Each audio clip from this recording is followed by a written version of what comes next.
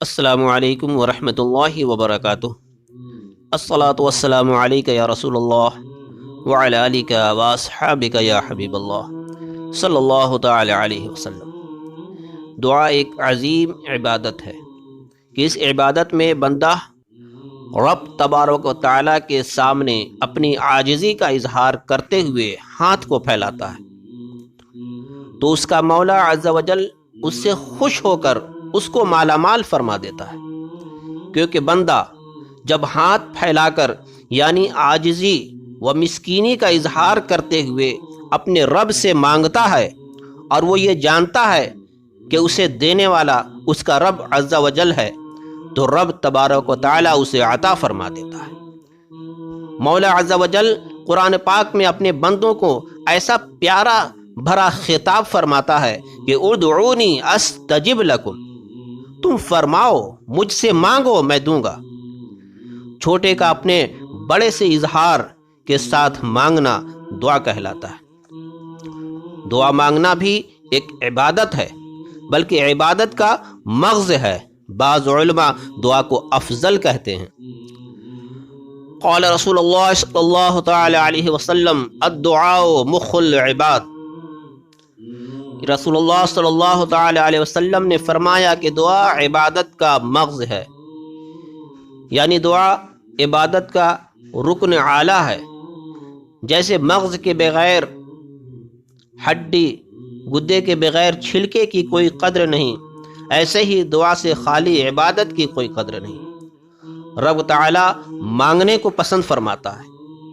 عبادت نام ہے اپنی انتہائی عاجزی رب تعالیٰ کی انتہائی عظمت کے اظہار کا۔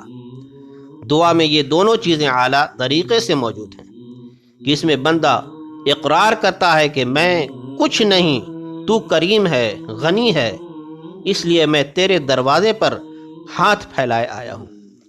دعا کے بے شمار فائدے ہیں۔ ایک یہ کہ اس کی برکت سے آنے والی بلا ٹل جاتی ہے، دوسرے یہ کہ آنے والی بلا رک جاتی ہے۔ لہذا فقط بلا آنے پر ہی دعا نہ کرو، بلکہ ہر وقت دعا مانگو کہ شاید کوئی بلا آنے والی ہو کہ اس دعا سے رک جائے۔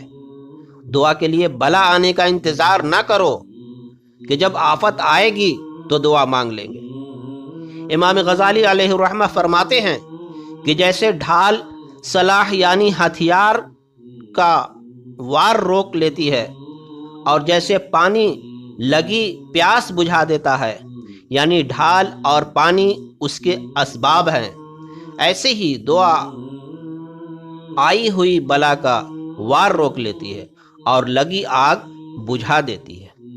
تو اللہ رب العزت کی بارگاہ میں دعا ضرور مانگا کریں۔ یہ ضروری نہیں کہ جب پریشانی میں مبتلا ہوں، بیمار ہوں تبھی دعا کریں۔ دعا ہر وقت اللہ سے کرنی چاہیے، اور کس وقت کون سی دعا قبول ہو جاتی ہے یہ کوئی نہیں جانتا۔ تو اللہ تعالی ہم سب کو نیک عمل کرنے کی توفیق عطا فرمائے، صراط مستقیم پہ چلنے کی توفیق عطا فرمائے، ہر بلا ہر پریشانی سے حفاظت فرمائے۔ ناظرین، اگر آج کی یہ ویڈیو آپ لوگوں کو پسند آئی ہو تو لائک کریں اور زیادہ سے زیادہ لوگوں کو شیئر کریں، اور ہمارے یوٹیوب چینل کو اب تک سبسکرائب نہیں کیا ہو تو سبسکرائب کریں اور بیل آئیکن کو ضرور دبائیں تاکہ اس طرح کی آنے والی ویڈیو کی نوٹیفیکیشن آپ لوگوں کو سب سے پہلے ملتی رہے۔ تو انشاءاللہ پھر ملتے ہیں، تب تک کے لیے اللہ حافظ۔